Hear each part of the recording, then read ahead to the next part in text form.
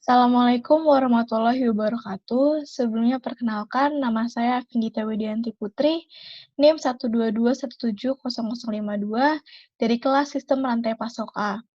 Di sini saya akan mempresentasikan mengenai pengukuran kinerja supply chain guna memenuhi tugas akhir mata kuliah Sistem Rantai Pasok oleh dosen pengampu Bapak Irwan Sujanto. Topik bahasan yang pertama adalah alasan pengukuran kinerja supply chain dan elemen-elemen sistem pengukuran kinerja supply chain.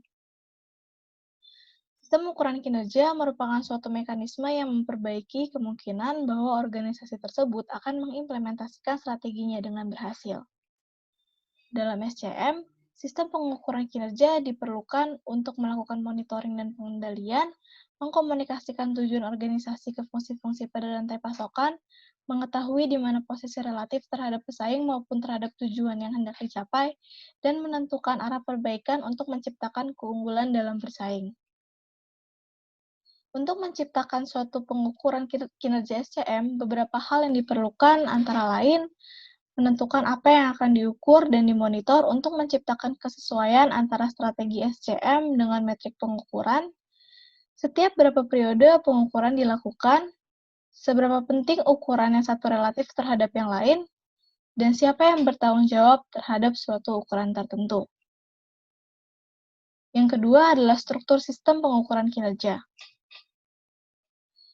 Suatu sistem pengukuran kinerja biasanya memiliki beberapa tingkatan dengan ruang lingkup yang berbeda-beda.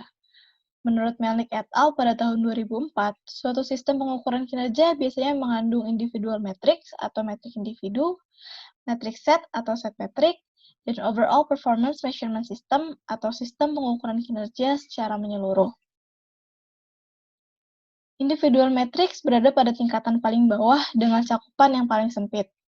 Individual metric merupakan suatu ukuran yang bisa diverifikasi dalam bentuk kuantitatif ataupun kualitatif dan didefinisikan terhadap suatu titik acuan atau reference point tertentu.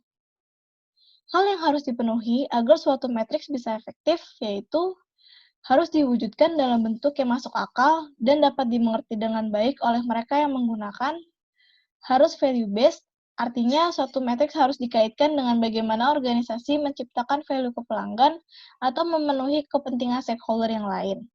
Selanjutnya, matriks harus bisa menangkap karakteristik atau hasil atau outcome dalam bentuk metrik numerik maupun nominal. Ukuran ini juga harus dibandingkan dengan suatu reference point. Selanjutnya, matriks sedapat mungkin tidak menciptakan konflik antar fungsi pada suatu organisasi. Matriks yang diciptakan untuk kepentingan satu fungsi seringkali menciptakan tindakan yang kontraproduktif terhadap pencapaian tujuan organisasi secara keseluruhan.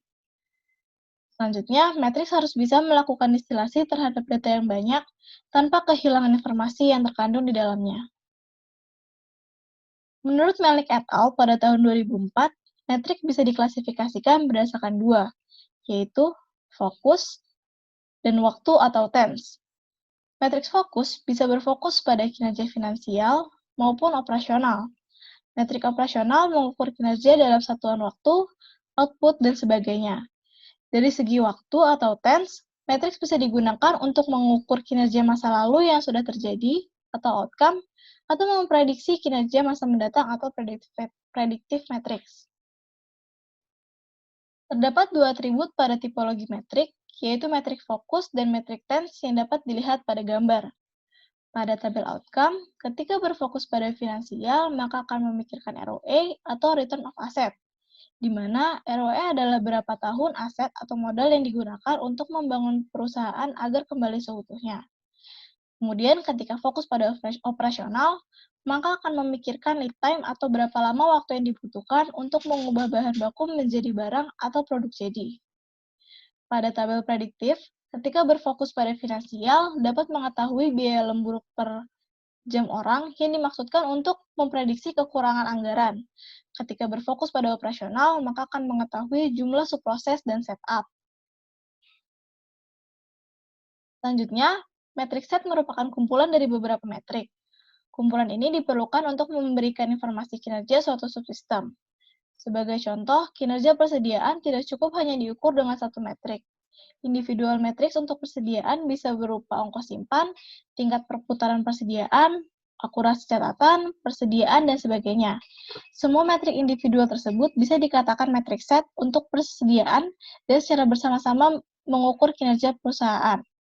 Pada level yang tertinggi, perlu memiliki sistem pengukuran kinerja secara keseluruhan. Pada dasarnya, sistem keseluruhan tersebut tidak hanya merupakan kumpulan dari banyak metrik set yang menyusunnya, tetapi juga menjadi alat untuk menciptakan kesesuaian antara metrik set dengan tujuan strategis organisasi. Selanjutnya, tujuan yang ditetapkan di level organisasi yang lebih tinggi harus terwujud dan didukung oleh metrik yang ada di masing-masing proses SCM. Selanjutnya, pendekatan proses dalam pengukuran kinerja supply chain. Suatu proses atau aktivitas membutuhkan sumber daya sebagai input. Melakukan penambahan nilai atau added value terhadap input tersebut akan menghasilkan keluaran yang sesuai dengan keinginan pelanggan. Dengan kata lain, setiap proses dan aktivitas membutuhkan biaya karena mengonsumsi sumber daya dan menciptakan nilai yang diinginkan. Pendekatan berfungsi untuk mengidentifikasi masalah pada suatu proses, sehingga mengambil tindakan atau koreksi sebelum masalah tersebut meluas.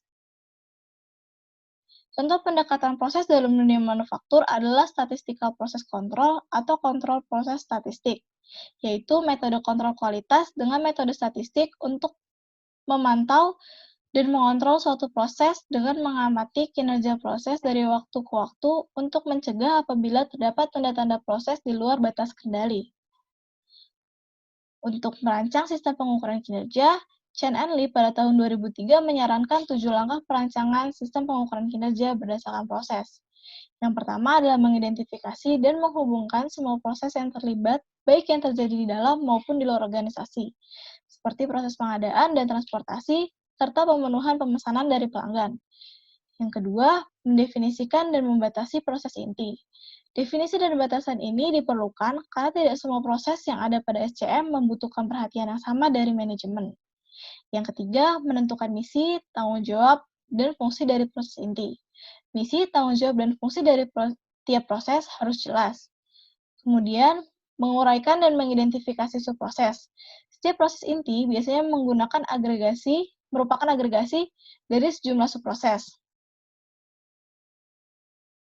Kemudian menentukan tanggung jawab dan fungsi subproses.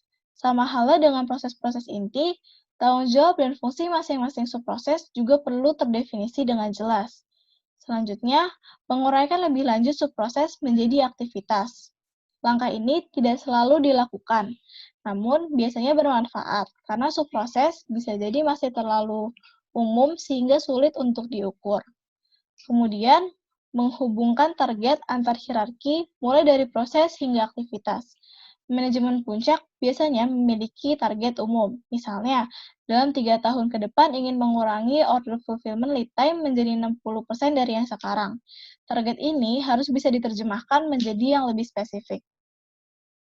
Dengan mengetahui semua subproses dan aktivitas elementer yang terlibat dalam memenuhi order dari pelanggan, serta beberapa waktu yang dibutuhkan oleh masing-masing subproses maupun aktivitas elementer saat ini, perusahaan bisa lebih jelas menentukan langkah untuk mencapai target tersebut, sehingga dapat memonitor progres dari waktu ke waktu. Selanjutnya, metrik untuk kinerja supply chain. Chen and Lee pada tahun 2003 mengusungkan Performance of Activity atau POA. Kinerja aktivitas pada POA diukur ke dalam berbagai dimensi, yaitu ongkos yang terlibat dalam eksekusi suatu aktivitas, waktu yang diperlukan untuk mengerjakan suatu aktivitas, kapasitas atau ukuran seberapa banyak volume yang bisa dikerjakan suatu sistem dari supply chain pada suatu periode tertentu, kapabilitas yang mengacu pada kemampuan agregat suatu supply chain untuk melakukan suatu aktivitas. Beberapa subdimensi kapabilitas yang sering digunakan adalah reliabilitas, ketersediaan, dan fleksibilitas. Selanjutnya, utilisasi, yaitu mengukur tingkat pemakaian sumber daya pada supply chain. Kemudian produktivitas, yaitu mengukur sejauh mana Sumber daya supply chain digunakan secara efektif dalam merubah input menjadi output. Dan yang terakhir adalah outcome atau hasil dari suatu proses atau aktivitas. Yang kelima yaitu model score atau supply chain operation reference. Model ini mengintegrasikan 3 elemen utama ke dalam kerangka lintas fungsi dalam SCM, antara lain Business Process Reengineering, yaitu pada hakikatnya menangkap proses kompleks yang terjadi saat ini dan mendefinisikan proses yang diinginkan. Selanjutnya, benchmarking, yaitu kegiatan untuk mendapatkan data kinerja operasional dari perusahaan sejenis. Kemudian ada proses measurement, yaitu untuk mengukur, mengendalikan, dan memperbaiki proses supply chain. Skor membagi proses supply chain menjadi 5 proses inti, yaitu plan, yaitu proses yang menyeimbangkan permintaan dan pasokan untuk menentukan tindakan terbaik dalam memenuhi kebutuhan pengadaan, produksi, dan pengiriman. Selanjutnya, source, yaitu proses pengadaan barang maupun jasa untuk memenuhi permintaan. Make, yaitu proses untuk mentransformasi bahan baku atau komponen menjadi produk yang diinginkan pelanggan. Deliver, yaitu untuk memenuhi permintaan terhadap barang maupun jasa. Dan yang terakhir adalah return, yaitu proses pengembalian atau menerima pengembalian produk karena berbagai alasan. Skor memiliki 3 hierarki proses. Yang pertama adalah level 1, di mana merupakan level tertinggi yang memberikan definisi umum dari 5 proses, yaitu plan, source, make, delivers, dan return. Yang kedua, itu dikatakan sebagai configuration level, di mana supply chain perusahaan bisa dikonfigurasi berdasarkan sekitar 30 proses inti. Dan yang terakhir, dinamakan proses elemen level, mengandung definisi elemen proses, input, output, metrik masing-masing elemen proses, serta referensi. Berikut merupakan tabel metrik performance level 1, di mana terdapat customer facing dan internal facing. Customer facing memiliki arti penting bagi pelanggan, sedangkan internal facing memiliki arti penting untuk monitoring internal, tapi tidak langsung menjadi perhatian pelanggan. Untuk ilustrasi customer facing dan internal facing, pelanggan sangat berkepentingan terhadap kinerja pengiriman, keterlambatan, dan kerusakan. Pada proses pengiriman menjadi perhatian penting bagi pelanggan, sehingga delivery performance adalah matriks yang customer facing. Kemudian, pelanggan tidak perlu memonitor jumlah persediaan yang dimiliki pelanggan, tetapi internal perusahaan sangat berkepentingan untuk memiliki jumlah persediaan yang cukup, tapi tidak berlebihan. Oleh karena itu, inventory days of supply yang merupakan ukuran tingkat persediaan merupakan matriks internal facing. Sekian presentasi dari saya, kurang lebihnya mohon maaf. Wassalamualaikum warahmatullahi wabarakatuh.